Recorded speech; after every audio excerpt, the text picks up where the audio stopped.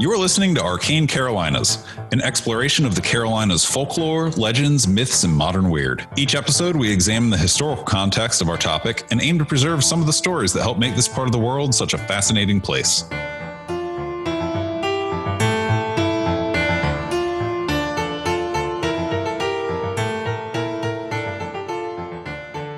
Hello and welcome to a very special episode of Arcane Carolinas. This is an out-of-band and unplanned one. I am your co-host, Charlie Mushaw. I am your other co-host, multi-award-winning novelist and award-winning podcaster, Michael G. Williams. It's so delightful to get to say that. I'm still not over it. It's so fabulous. No. Go for it. Own it. Before we get into this, I do want to say that I posted this on Facebook and Instagram, and the response thus far has been positive, and we'd like to keep it going. We are going to hit our 100th episode this fall. We did the math, we crunched the numbers, we looked at our schedule for the year, and we're like, oh, episode 100 will be in spooky season 2023. We would love to hear from you. And if you want, put your voice on the show. You could describe your favorite legend out of the Carolinas. You can describe your favorite legend, period. Just say hi. We're really looking, we're big on this being a community. So leave us a voicemail. You can call us at 919-444-2110. Again, leave us a voicemail at 919-444-2110. There is a possibility that I'll accidentally pick up. Does that happen to somebody? That's funny. That's really funny. Yeah. So somebody called.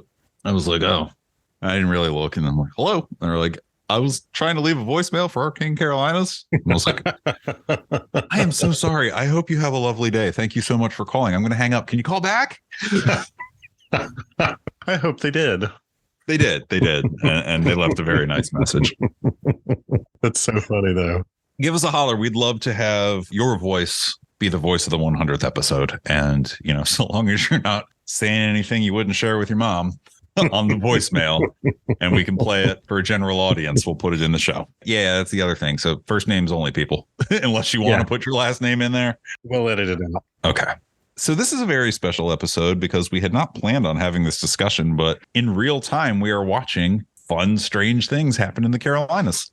Yeah, there's all of a sudden a whole bunch of awareness of strange things in the skies, including things getting shot down over Myrtle Beach. I was talking to Michael yesterday on our chat that we have where we exchange ideas, and was like, hey, we should just do a timeline, like a quick short episode of the timeline of all the UFO/UAP stuff that has culminated in today, February 16th, 2023, in which the White House is holding a press conference where the president will directly comment on recent UFO activity. Yeah, that's not the kind of thing that I had in my prediction list for this year, but hey, why not? So let's roll the clock back not too far, because we could go all the way back to the 80s to that fighter pilot in South America that was like, I shot a balloon and it ate the missile. Yeah. So we're going to go back to January 3rd, 2023. Russia stated that they shot down a UFO, made a big public announcement of it, said they don't know what it is. And that was it. They didn't use that to blame Ukraine or use it for anti-NATO propaganda and say like, oh, it was a spy drone. They just said we shot down a UFO and that was it. And then it was radio silence. I got to admit, when I read that, I was just like, yeah, sure you did. Because that's sort of my attitude about anything that comes out of Russia. Right. I mean, it definitely felt like look over here. So a couple days later, on January 11th, a glitch in software downs all flights in the U.S. The thing is, that's actually very believable. That's an extremely believable explanation. Sure. And like all of these have extremely believable explanations, but it's the sum of the circumstance that makes this fun to talk about. Oh, totally. On January 13th.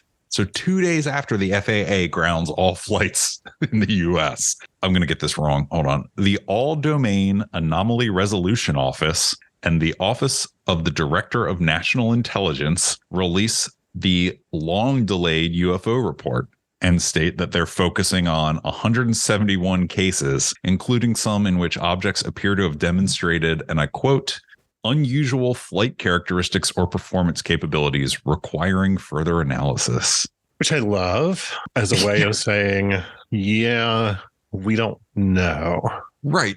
So within 10 days, Russia shoots down a UFO. Planes in the U.S. are mysteriously grounded for an indeterminate amount of time. The Pentagon releases a report that says there's 171 cases we can't explain. And then, well, what happens next? On February 4th, the United States shoots down a Chinese spy balloon in the Carolinas. I love that I knew people in Charlotte who were like, yeah, I'm out on my back porch with my binoculars and I just watched it go over, And the fact that there were people like filming it get shot down over Myrtle Beach. The thing is, obviously, it looks totally different from the UFOs that people report over Myrtle Beach, that I saw over Sunset Beach, that we did a whole episode about. Looks totally different from that. But one of the things I said to you when we were talking about the Chinese spy balloon was, it's so funny to me that their explanation, that China's explanation was, it's a weather balloon. Right. Is so familiar to us, and so many UFO reports get turned into, it was a weather balloon. Weather balloons for everybody. Weather balloons all around. You get a weather balloon and you get a weather balloon. Look under your chair. There's a weather balloon. I read a piece yesterday in the Washington Post about basically like their understanding of the timeline of what happened with that weather balloon. And their position was essentially that it probably was an accident, but that then the Chinese government decided to take advantage of the accident. And I like that recently they're like, well, you guys do it too. And I liked that the federal government here was like, yeah, because China's in the last couple of days claimed that there were like 10 American spy balloons over China at that moment. Mm-hmm. And the White House has been like, no, actually, they're not. So in the wake of that, NORAD adjusts their sensor sensitivity. That seems redundant. Your sensor sensitivity. Still, that's exactly what it is. Right. So they adjust that, which is interesting to me because if you follow what I jokingly refer to as UFO Twitter, even though I don't use Twitter, so it's more like Reddit. But, old Tom DeLonge and his buddy Lou, the former CIA guy, their line is always, we have the capability and sensors to detect these things. Mm-hmm. They just have to be tuned right. So that to me was like, interesting. And then 6 days later, UFO shot down over Alaska, described as a metal ball without payload or means of propulsion, described as distinctly different from the Chinese balloon, and one pilot reported interference with sensors. It supposedly shattered upon landing. Yeah. Sounds very different than the Chinese balloon. Completely different, like a totally different construction, and importantly, flying at a very different altitude. And very importantly, different than the thing they shot down the very next day. So on February 11th, another one shot down, this time over Canada, again by U.S. forces. Details are sparse. I was excitedly refreshing the radar screen and flight tracker screen on my phone and watching jets scramble in Washington State. At the same time, there was a UFO reported over Montana that got lost in tracking overnight. Mm-hmm. They were like, we're going to blow it up in the morning.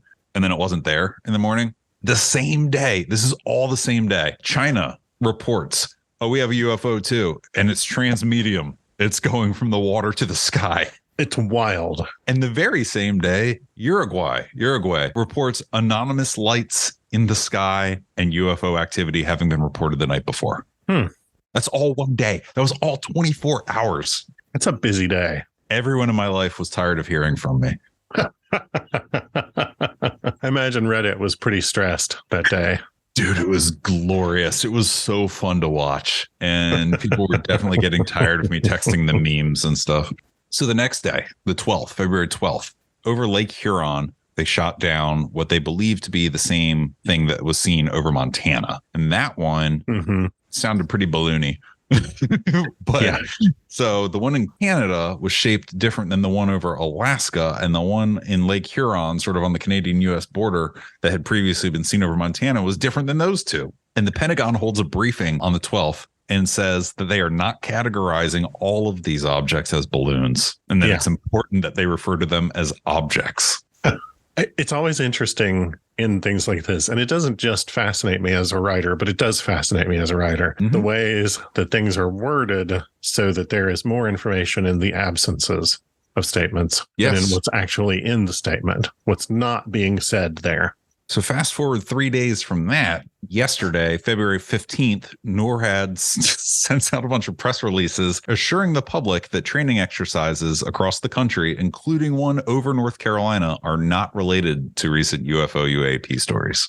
Yeah. And then that brings us to today, where apparently the president's going to talk about balloons. Yeah. A second Carolina's connection to all this is that Jeff Jackson, who's a member of the U.S. House of Representatives, he represents a new North Carolina district that's in the neighborhood of Charlotte. As I said to you earlier, he's more or less the king of transparency in elected officials at the moment. He does a lot with posting videos on Facebook, and he has a newsletter and stuff like that where he talks very openly about the process because he's newly elected. He's never been in Congress before. Is he the guy that posts today at work and then like lists what he did? Maybe. I don't remember seeing him like post, like frame it that way specifically, but he has always been somebody who posts a lot of videos.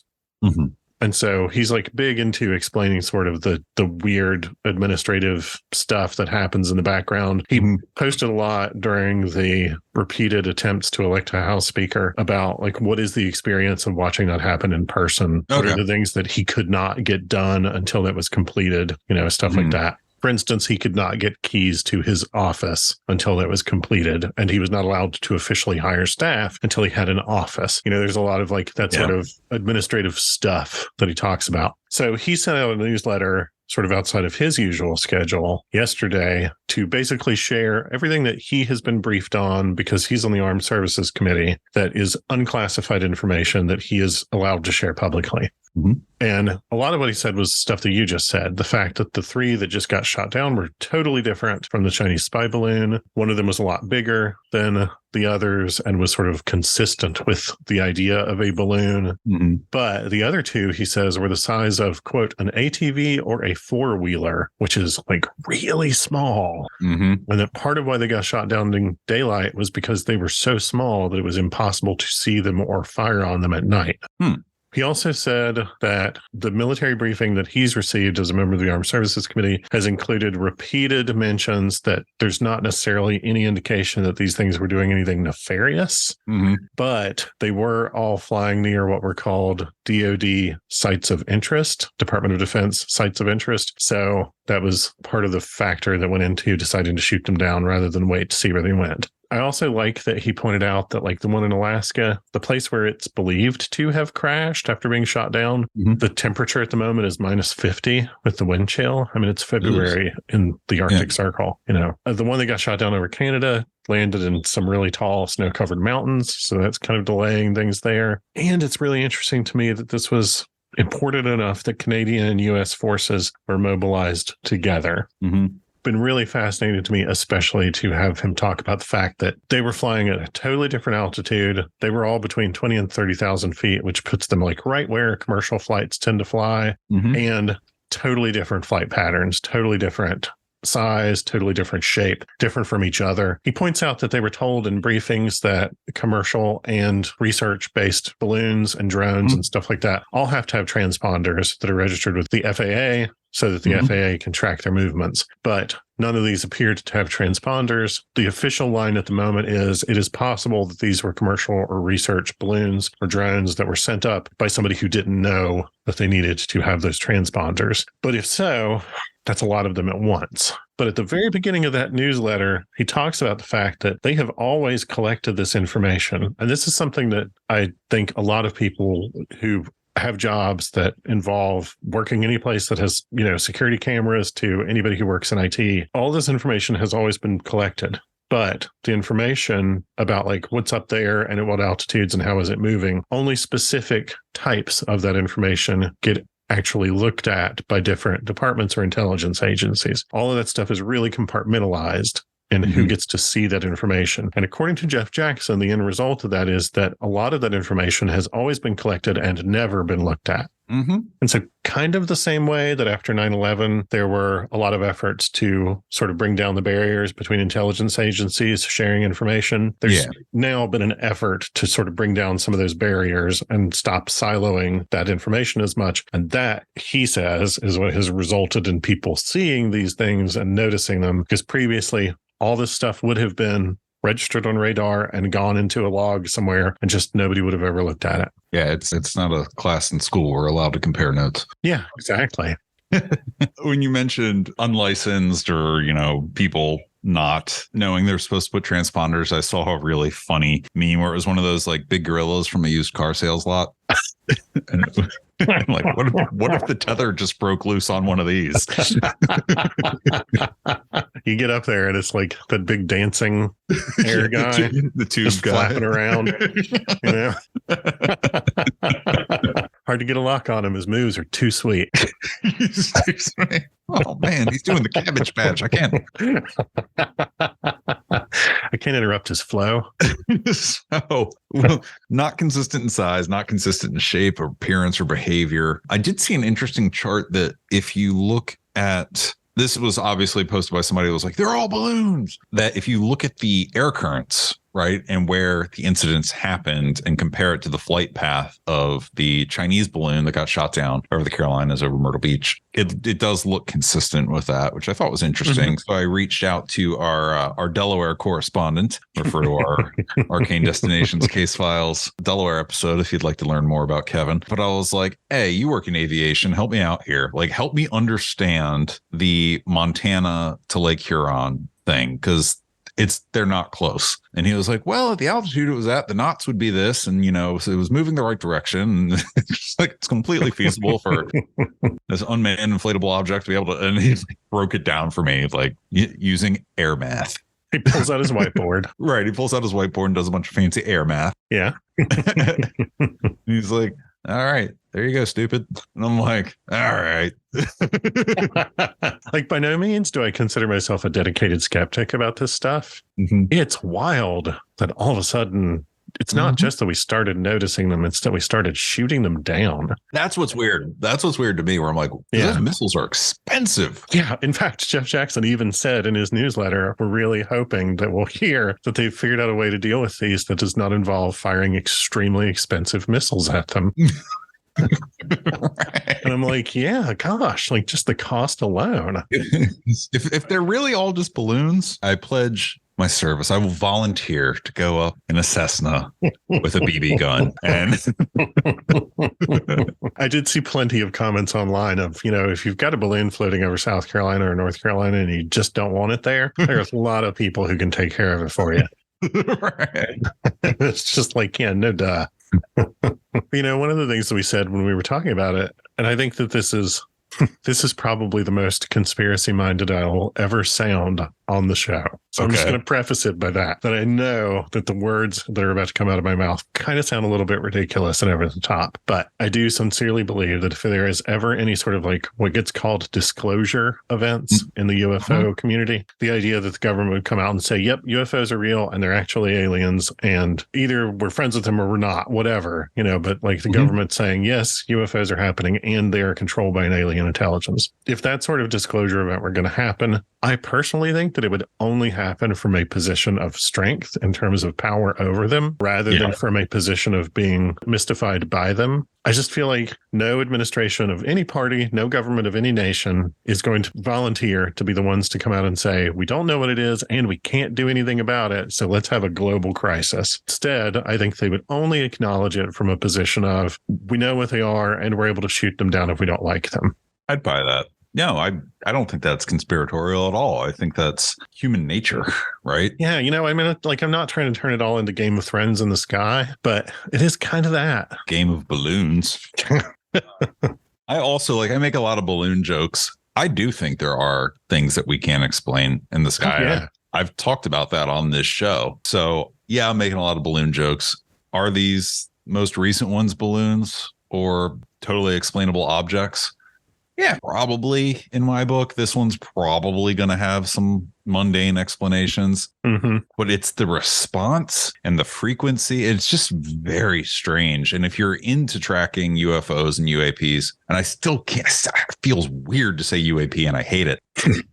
I'm trying to like use the right term that we're supposed to use now. UFOs just have the term UFO has a lot of emotion, a lot of emotional baggage attached to it. Right. So I'm going to say UFOs. These might be explainable, but that doesn't preclude multiple other cases from being explainable. Yes. And for anything that we talk about, there's no explanation that's universal. Right. And that's why I will continue to be an enthusiastic UFO weirdo that sits on Reddit hitting refresh, watching the beef develop between r/UFO, r/UFOs, r/aliens, and r/high strangeness, where people just like, oh my goodness, some of the ridiculous crap that people put up there. Oh my God, I can only imagine. There is nothing to make a rivalry worse than two people almost agreeing. And that's exactly what it is. The upside of this is that it's kind of like Men in Black, where Tommy Lee Jones, his character, has the newspaper and it's the Weekly World News or whatever. And Will Smith's character is like, that's all crap. He's like, yeah, most of it is, but right there, that's the real one.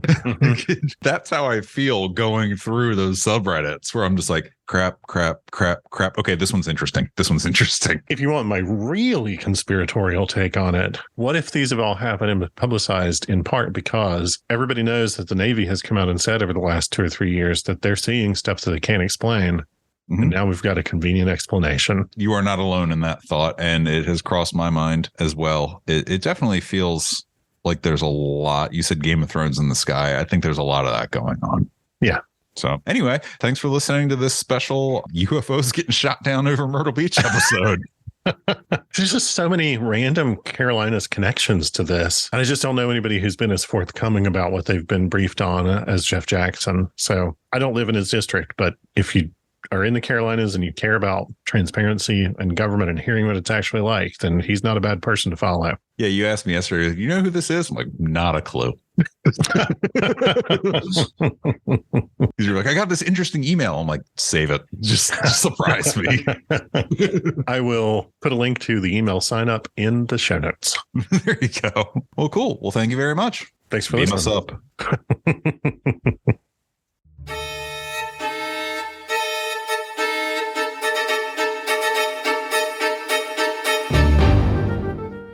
You've been listening to Arcane Carolinas. Thanks for joining us. If you liked it, give us a rating, leave a comment. If you didn't like it, send us an email and tell us why. If you're not wrong, we'll try to fix it. And if you're interested in award-winning speculative fiction, including science fiction, urban fantasy, and horror, find me, Michael G. Williams, at michaelgwilliamsbooks.com and check out Falstaff Books at falstaffbooks.com. If you'd like to pick up some Arcane Carolinas merch, look at behind-the-scenes info, pictures, videos, stuff like that, all the things that get cut, check out arcanecarolinas.com, where you can get access to our Patreon, our Facebook, our Twitter, our Instagram, all that in one place, including the merch store. Buy a shirt. Clothe your body. Drape your body in our wares. Be our living billboards.